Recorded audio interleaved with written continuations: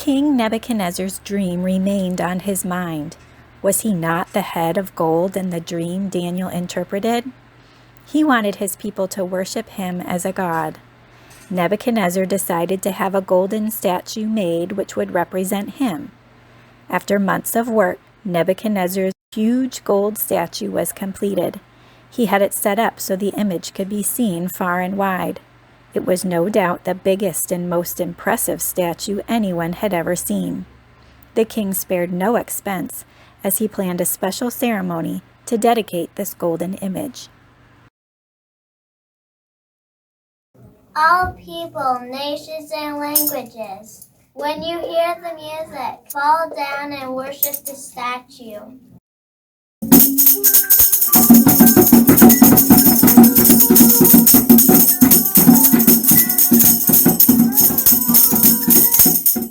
The huge crowd of people all fell and bowed down to the ground, all except 3 men named Shadrach, Meshach, and Abednego. They remained standing. It was easy to see them standing when all the others had bowed down. These 3 Jewish men who served the one true God would not disobey their God and bow down to the idol. Immediately, the astrologers rushed to report their disobedience to the king. O king, live forever. Did you not command that everyone should bow down before your statue when they hear the sound of the music? And if they do not, then they would be thrown into the fiery furnace? Yes. Well, O king, there are certain Jews that have not obeyed your command. Shadrach, Meshach, and Abednego. They did not bow down. Bring them to me! Is it true that you dare not bow down and worship my golden image? I'll give you one more chance. If you do not, you'll be thrown into the fiery furnace. Who is the God that can deliver you out of my hand? Well, king, we're not nervous. If our God wants to save us from the flames, he's able to do that. And even if he doesn't, we will not bow down to your statue. Heat the furnace 7 times hotter. The men in charge of the furnace made sure that the furnace was much hotter than it had been before. Soldiers, find those men and throw them in the furnace.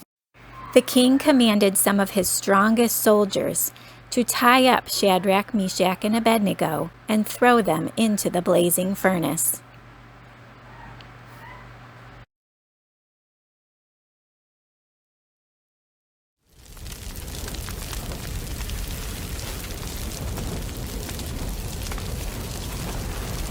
The king's command was so urgent and the furnace was so hot that the flames of the fire killed the soldiers who took Shadrach, Meshach, and Abednego.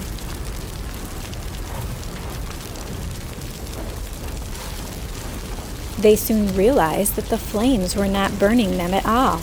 The ropes no longer bound them. In fact, someone else was with them in the furnace. Nebuchadnezzar had personally come to see that his 3 disobedient officers were indeed consumed by the flames. But when he looked into the furnace, he was shocked at what he saw. Did I throw 3 men in there? There was a 4th person with them. The 4th looks like the Son of God. What a surprise it was that no harm had come to their bodies or their clothes. Even their hair had not been singed, and they didn't smell of smoke. King Nebuchadnezzar made a new proclamation. Blessed be the God of Shadrach, Meshach, and Abednego, who sent his angel and delivered his servants, because they were willing to give their bodies to the flame of the fiery furnace, rather than worship any god of other than their own. I now make a decree that every people, nation, and language who speak anything against the God Shadrach, Meshach, and Abednego will be cut into pieces, and their houses will be destroyed, because there's no one other God who can deliver his servant as their God delivered them. Little by little, the king was coming to realize who the true God was. God received all the glory that day because of this miracle, and this couldn't ever have happened if Shadrach, Meshach, and Abednego had not been willing to stay true to their God, no matter the consequences. God did not let his faithful servants go through the fire alone. He went through it with them. The safest place in the world for all of us is to be in the place of obedience,